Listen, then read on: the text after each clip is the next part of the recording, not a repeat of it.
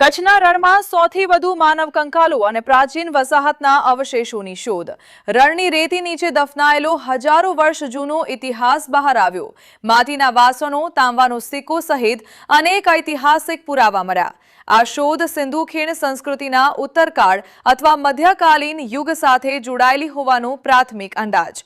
નમસ્તે, મારું નામ ગૌરવ ચૌહાણ. હું કચ્છ યુનિવર્સિટીના જીઓ સાયન્સ વિભાગ, આર્કિયોલોજી વિભાગ અને રિસર્ચ એન્ડ ડેવલપમેન્ટ વિભાગની અંદર ઇન્ચાર્જ હેડ છું અને સાથે સાથે પ્રાધ્યાપક પણ છું અને બાય પ્રોફેશન હું જીઓલોજીસ્ટ છું.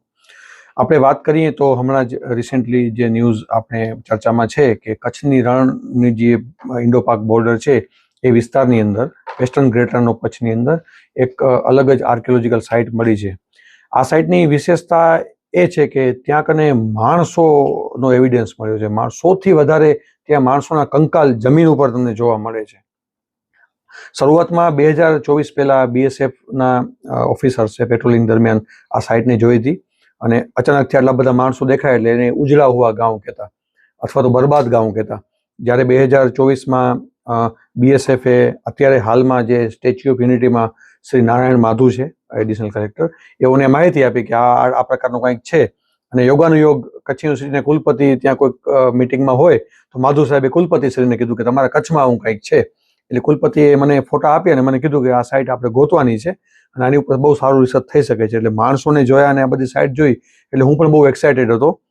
BSFની મદદથી, કલેક્ટર ઓફિસની મદદથી આ સાઇટને મેં ફાઇનલી 2024માં શોધવાનો પ્રયાસ કર્યો અને હું શોધી શક્યો.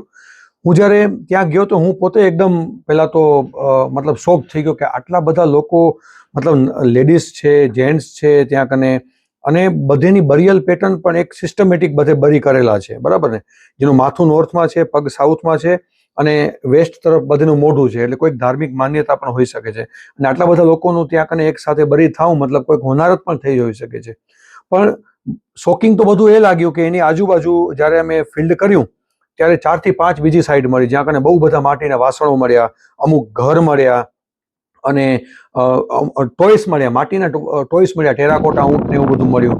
અને પછી તો એવું લાગ્યું કે આ બહુ મલ્ટીડિસિપ્લિનરી સાયન્સ છે. તો ઓક્સફર્ડ યુનિવર્સિટીની મદદથી, ડેકન કોલેજ યુનિવર્સિટી છે એની મદદથી પૂના ખાતે, BSIP Lucknow, ISRO, physical research, અમે બધા સાયન્ટિસ્ટ ભેગા થઈને ગયા કારણ કે એ લોકો બધે 15-20 વર્ષથી કચ્છમાં કામ કરે છે. અને પછી જ્યારે પ્રાઇમરી ઓબ્ઝર્વેશન કર્યું ત્યારે ખ્યાલ આવ્યો કે આ જે સાઇટ છે એના જે વાસણો છે માટીના એમાંથી ખ્યાલ આવી કે આ મિડેવેલ યુગનું હોઈ શકે છે, 1000 થી 1500 વર્ષ પહેલાનું હોઈ શકે છે. સ્વાભાવિક છે, માણસની ઉંમર આજુબાજુ હોઈ શકે છે. અને આ સાઇટનું ઇમ્પોર્ટન્સ એટલે વધી જાય છે કે રણની અંદર આજે જ્યાં એક દિવસ કાઢવો મુશ્કેલ છે ઊભા રહીને, પણ ત્યાં કને આટલા બધા લોકો હતા, આટલા બધા ગામો હતા. અને અમારા જ ઘણા બધા પેપર છે જેમાં અમે કરીમશાહી છે, વિગાકોટ છે, આ બધે અમે કિલ્લાઓ સ્ટડી કર્યા છે જે મિડેવેલ યુગ અને આયરન એજના છે. મતલબ 3000 થી કરીને 1000 વર્ષ સુધી, 2000 વર્ષ સુધી રણની અંદર લોકો ત્યાં રહેતા હતા. ફૂલ ફ્લેશ નદીઓના રેતાળ પટ હતા. ધોળાવીરાથી આનું શું કનેક્શન હોઈ શકે છે? ધોળાવીરાના જગ્યાએ આજથી 5.5 વર્ષ પહેલા લોકો રહેવા આવ્યા અને 2-1000 વર્ષ ત્યાં રહ્યા ને પછી એ સાઇટ વેલ સિસ્ટમેટિકલી છોડેલી સાઇટ છે. ક્યાંક ઘર તૂટેલા નથી, માણસોની લાશ નથી મળતી. તો એવી ઘણી બધી થિયરી છે કે માણસનું માઇગ્રેશન થયું છે.